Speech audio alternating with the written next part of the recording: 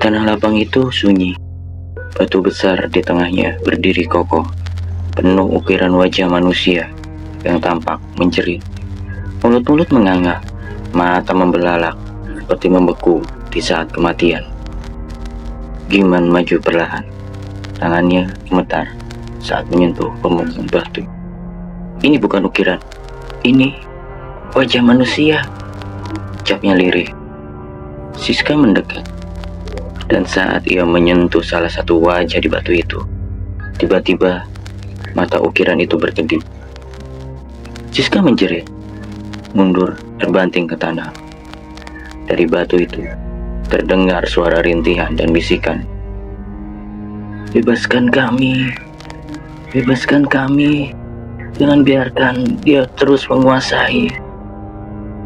Siapa yang menguasai kalian? Tanya Nadia putus asa. Tiba-tiba langit mendung, petir menyambar, dan dari balik kabut muncul perempuan berkebaya putih yang sempat mereka lihat di awal perjalanan.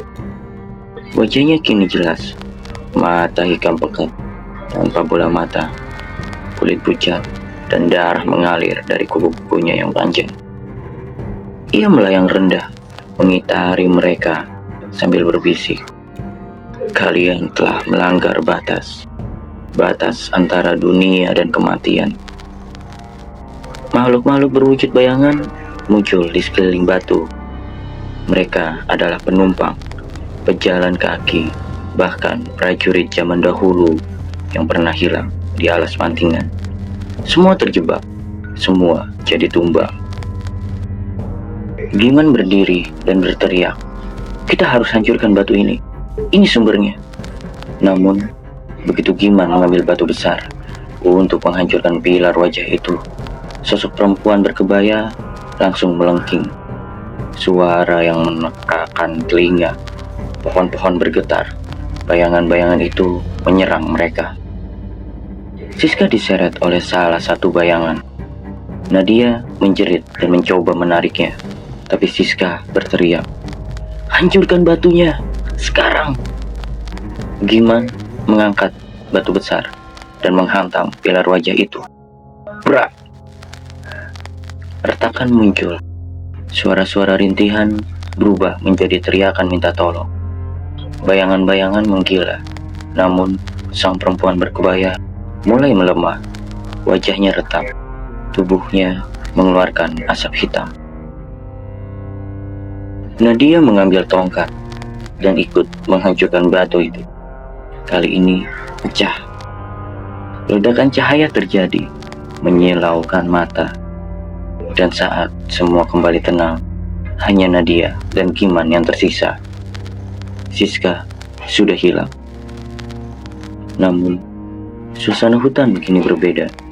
Kabut menghilang, burung-burung terdengar.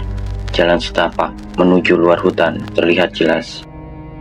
Mereka pun berjalan pulang dengan langkah berat, meninggalkan semuanya di belakang.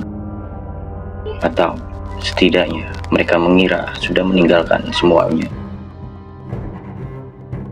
3 hari telah berlalu sejak Nadia dan Giman berhasil keluar dari alas mantingan. Mereka kini berada di rumah masing-masing, mencoba menjalani hidup seperti biasa. Tapi tidak ada yang benar-benar kembali seperti semula. Di rumahnya di Solo, Nadia sering terbangun pukul 00.23, selalu dengan mimpi yang sama. Ia melihat Siska berdiri di samping batu wajah, memanggil namanya. Di belakang Siska, bayangan perempuan berkebaya tampak tersenyum dan melambai.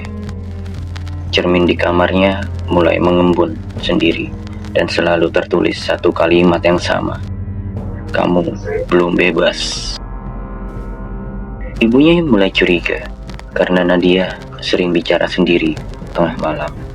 Suatu kali, ibunya mengintip dan mendengar Nadia sedang berbicara sambil menangis. "Aku gak bisa biarkan kamu masuk. Tolong berhenti. Jangan ganggu aku lagi." Lalu cermin pecah dengan sendirinya, dan malam itu ibunya tidak pernah bangun lagi. Giman kembali ke rumah kontrakannya di Ngawi. Tapi sejak pulang, ia merasa ada yang mengikutinya. Pakaian dalam lemari berpindah tempat. Ada bau kemenyan setiap malam. Dan yang paling parah, seekor burung gagak selalu hinggap di jendela kamarnya setiap pukul 00.23. Ia mencoba menceritakan semuanya kepada temannya, seorang dukun muda bernama Pak Raji. Saat Pak Raji melakukan ritual pembersihan di rumah Giman, ia mendadak muntah darah dan pingsan. Sebelum tak sadarkan diri, ia hanya berkata satu hal, "Kamu bawa gerbang itu bersamamu." Giman panik. Ia mulai mendengar suara gamelan dari bawah rumah setiap malam.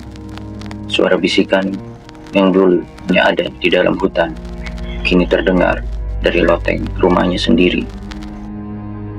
Dan malam terakhir, pukul 00.23, Giman melihat pintu lemari terbuka perlahan. Dari dalamnya keluar anak kecil berpakaian kolonial, tersenyum dan berkata, "Kamu pulang, tapi kami ikut. Sekarang giliranmu menjaga gerbang." Dan sejak malam itu, Giman menghilang. Seminggu kemudian, polisi menemukan mobil travel kosong di tengah hutan alas Mantingan. Tak ada supir, tak ada penumpang. Mesin masih hangat. Jam dashboard berhenti di 00.23. Penduduk sekitar percaya bahwa hutan itu memilih sendiri siapa yang bisa keluar dan siapa yang harus menggantikan penjaga lama. Dan setiap malam Jumat Kliwon, masih terdengar suara tembang Jawa dari tengah hutan. Sebagian percaya itu hanyalah angin, tapi sebagian lainnya tahu gerbang itu belum tertutup.